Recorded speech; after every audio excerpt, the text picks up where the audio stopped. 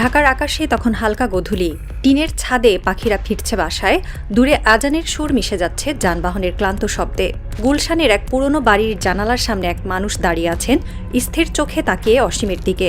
তার সামনে টেবিলে ছড়িয়ে থাকা ফাইলগুলোর ওপরে বড় হরফে লেখা ভবিষ্যৎ বাংলাদেশ রোডম্যাপ 2041। একটা দীর্ঘশ্বাস ফেলে তিনি জানালার বাইরে তাকালেন। নিচে রিকশাওয়ালা হাঁক দিচ্ছে, ধানমন্ডি, বনানী, উত্তরা, যেন সারা শহর কোথাও যাওয়ার জন্য ব্যাকুল। কিন্তু কেউ জানে না ঠিক কোন পথে যেতে হবে। তিনি নিজের কণ্ঠে নিজেকেই প্রশ্ন করলেন। বাবা সংকটে এক পথ খুঁজে পেয়েছিলেন, আমি কি পারবো?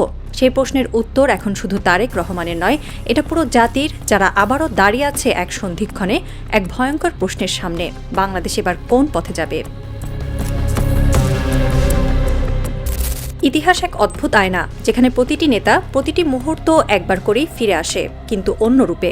1975-এর পর বাংলাদেশ যখন এক অনিশ্চয়তার অন্ধকারে, তখন জিয়াউর রহমান ছিলেন সেই মানুষ যিনি সেই অন্ধকারে আলো জ্বালার চেষ্টা করেছিলেন। তিনি রাষ্ট্রকে পুনর্গঠন করেছিলেন এমন এক সময় যখন দেশটা ছিল ভগ্ন স্বপ্ন, ভাঙা অর্থনীতি, বিভক্ত রাজনীতি। সেই সংকটে জিয়া ছিলেন দৃঢ়, ঠান্ডা মাথার এবং নির্মোহ বাস্তববাদী।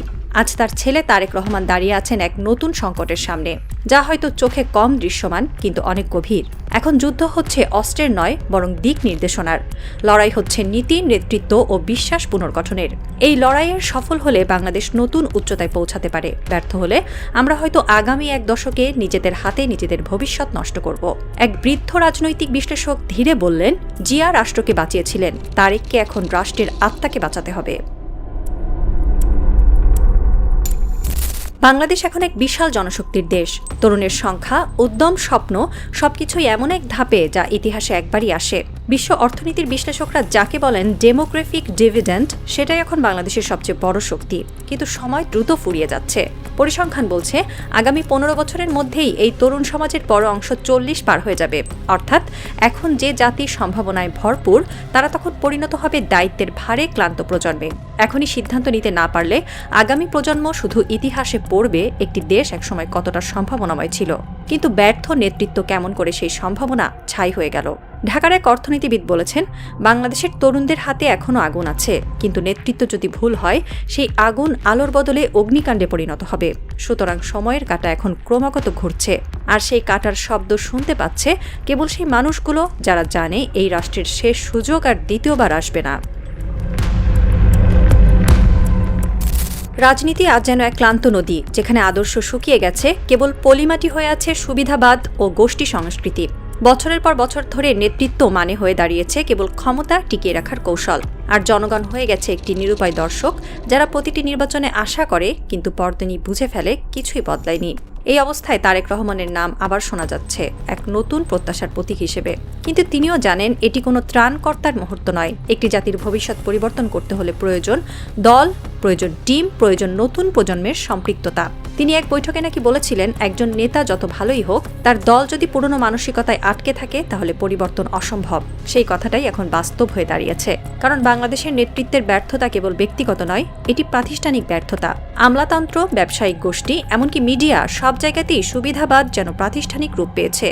তবু আশার আলো একটাই, বাংলাদেশের সাধারণ মানুষ, বিশেষ করে তরুণ প্রজন্ম, এখন আর পুরনো নাটকের দর্শক হতে রাজি নয়। তারা পরিবর্তন চায়, তারা দেখতে চায় নেতৃত্বের সততা, নতুন চিন্তা এবং জাতীয় স্বার্থকে কেন্দ্র করে গড়া এক নতুন রাজনীতি। তারেক রহমান আজ যে জায়গায় দাঁড়িয়ে, সেখানে শুধু রাজনৈতিক উত্তরাধিকার নয়, আছে সময়ের এক গভীর চাপও। একসময় যিনি ছিলেন বিতর্কিত, এখন তিনি নিজেকে পুনর্গঠনের পথে নিয়ে যাচ্ছেন। এক নীরব, ধীর, পরিপক্ক রূপান্তর। তার ঘনিষ্ঠদের ভাষায় তিনি এখন আর আবেগ দিয়ে নয়, যুক্তি দিয়ে রাজনীতি করেন। এক কূটনীতিক বলেছিলেন, তারেক রহমানের মধ্যে এখন একটা বিদেশি প্রশিক্ষণের দৃঢ়তা, কিন্তু দেশীয় মাটির গন্ধও আছে। তিনি বুঝে গেছেন, শক্তি দেখিয়ে নয়, ধারণা দিয়ে নেতৃত্ব টেকে। বাংলাদেশ এখন যে জায়গায়, সেখানে চিৎকার নয়, প্রয়োজন কৌশল, প্রতিশোধ নয়, প্রয়োজন পুনর্গঠন।